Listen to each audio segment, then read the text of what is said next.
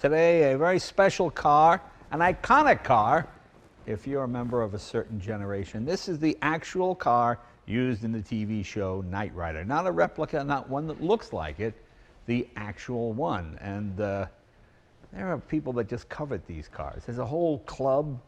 It's unbelievable. I was a little old. I was in my 30s when Knight Rider started, so I would see it occasionally. But I think if you were, especially a young boy between 8 and 14 years old, oh my God, this was the car that did it for you. Well, those kids are growing up now. One of them's here today. Joe Huth. Joe, come on in, buddy. Good to see you. Hey, Jay. Congratulations. You're the owner of this vehicle, correct? Yes, I'm the owner. Okay, yes. And obviously you were a huge fan as a kid.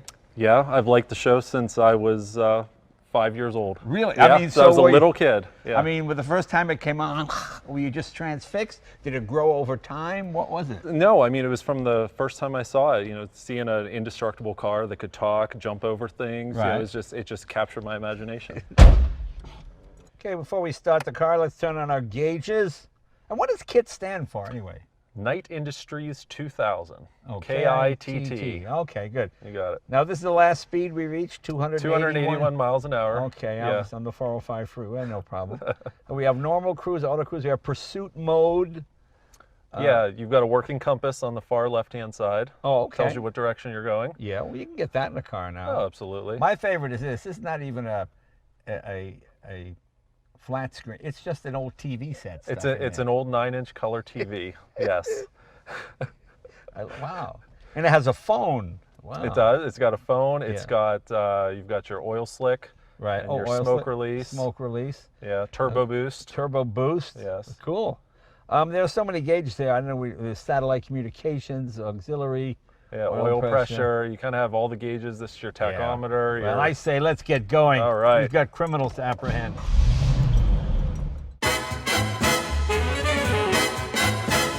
This is the actual Batman car from The Dark Knight, the Chris Nolan film, the hugely, widely successful Batman series. This is their latest car, and unlike a lot of TV and movie prop cars that are either CGI or, you know, not a real car, this is a real car that runs and drives, and we'll go for a drive in it. It's pretty outrageous. Let's meet the folks behind it. Dave Stanger. Dave, come on in. Dave, you're one of the transportation supervisor. What's the exact title? A transportation studio driver. Oh, okay, very good. So they put you in charge of this today? Yep. We haul it around all over the country, all over the world. It goes everywhere that there's a venue or an event. It goes everywhere. I mean, it's a pretty impressive looking vehicle. One thing I notice about Chris Nolan films, he really seems to go for realism. Yes. The vehicles have to do what they do. And to me, that's why I always like in the Bourne films, the cars really do make the jump. Yeah. Everything has to be realistic, and that's what I thought was pretty neat about this, because people are pretty sophisticated now. You can spot fake, you know, CGI. Yeah. Whereas this actually jumped and went down the road. Yes. Tell us about the vehicle. How long did it take to build it? It took them about a year to build the first prototype, and then the rest of the other cars that came after that came pretty quick. They built them pretty quick. Is this based on some sort of existing vehicle? I mean, just the track of it and the way it's No, it's all custom, complete from the ground up. Chassis, body, brakes, suspension, everything is from the ground up. All right, let's see how you get in this thing. All right, put one foot up on here. You're going, you're going, you're going. Okay, Perfect. Here we go. And then put your foot right here. All right, this is, all right. And watch your head. And then your other foot can go down. There you go. There you go.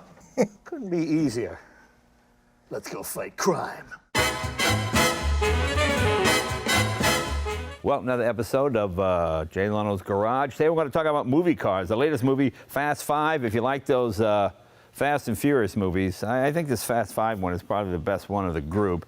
Got some great cars in it, and the cars are built by our friend Dennis McCarthy. Now, Dennis was here once before. He built the Green Hornet car. And his shop is right around the corner from mine, and he drove a few over today. This is one of the Corvettes featured in it, and of course, that's the Dodge Charger. Dennis, come on in. As you can see, we're not real concerned about wardrobe on this. No, not really. People always say, Jay, why do you wear the same thing every day? Well, you're not supposed to focus on this. Focus on the cars. And as you can see, he's got a little more color in it than I do, but that's about it.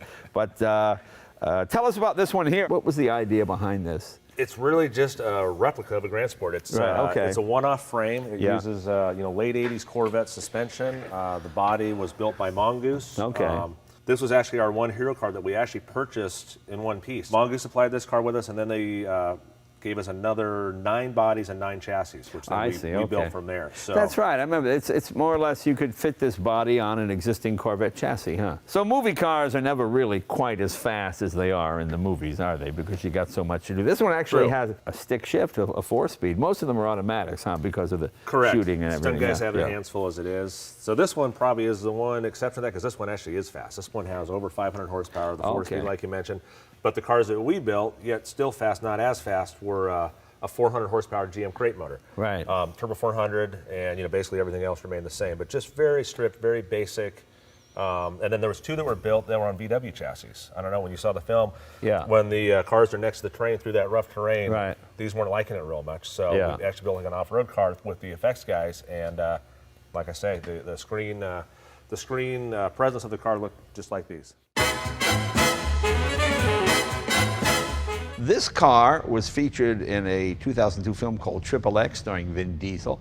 It's the 1967 Triple X GTO. It's called the Flame Car, and it's got all kinds of trick stuff. And the guys that collect these things are just fanatic, like our friend Tom Sherwood. Tom, come on in.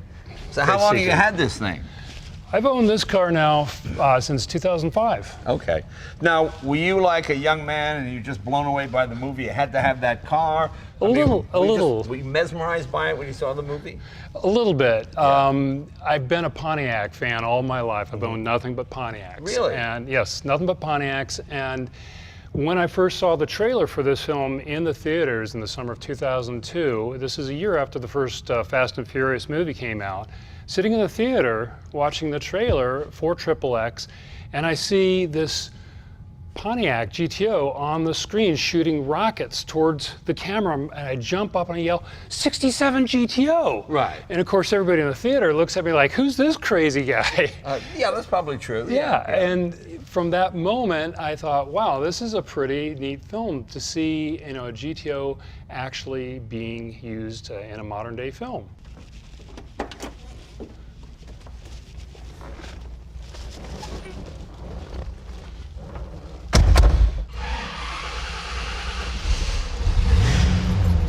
Starts right up. All right, let's fight crime. Where's that submarine?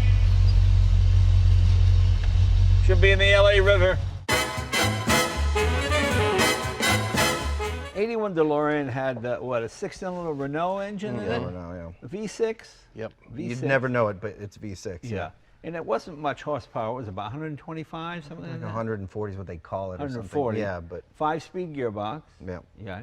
And of course, you had the gull wing doors that were electric. Like Electric locks. Right, yeah. I remember yeah. Johnny Carson Yeah. was an initial investor, and he had one, and he was driving around, I think, on the 405 freeway, and the battery died, and the electric door locks wouldn't open. Johnny was stuck in it, and the fire department had to come. He just picked it up, right? Didn't he pick it up off the docks? Yeah, they had to come and rescue him, and it was crazy. like, he was not pleased. Yeah. It's not a Yeah, ring, not a ring pleased. endorsement. No, bad door. And then it kind of went downhill for the car from there. Yeah. Because it is, and of course, this being stainless steel, once you dent it, it's not impossible to fix, but it's impossible to fix. Yeah. I think the original idea was you get into a car accident, you could pop on a new panel. Right. Now, if anything happens, you're in trouble. Right. Yeah. And only very few were painted. They're all, they would say I don't you think the clean this with a Brillo dealership paint. painted I them. think the only ones yeah. that were painted, were accident cars, kind of, because you can't really. I remember seeing a red one and a couple others Yeah. that came from dealerships, at least, in those maybe. colors. Okay. And how much heavier is it with all this equipment? Not much? Or It's a few 100 pounds extra. Yeah. Okay. Metal, yeah. But it's a car you can actually drive? I drove mine all over. Yeah.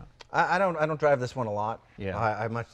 I confess. But when you do, it's, I've had people follow me on the road and stop you at the gas station because it's I've still had a few people follow me home into my driveway. Yeah, it's happened to me too. It's a little sketchy. Yeah. One Yeah, guy good. cried when he saw it, and Who cried when he saw it? I was a fan. It was like I never thought I would actually get to see this. I grew up happens. watching these things. Yeah.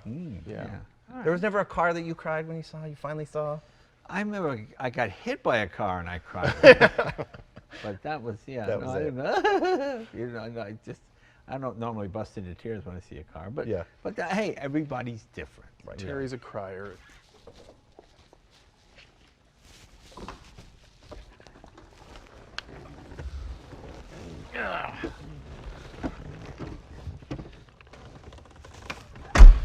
Is there a handbrake button here? Does it? Yeah. Oh, there we go. Yeah. Close this down.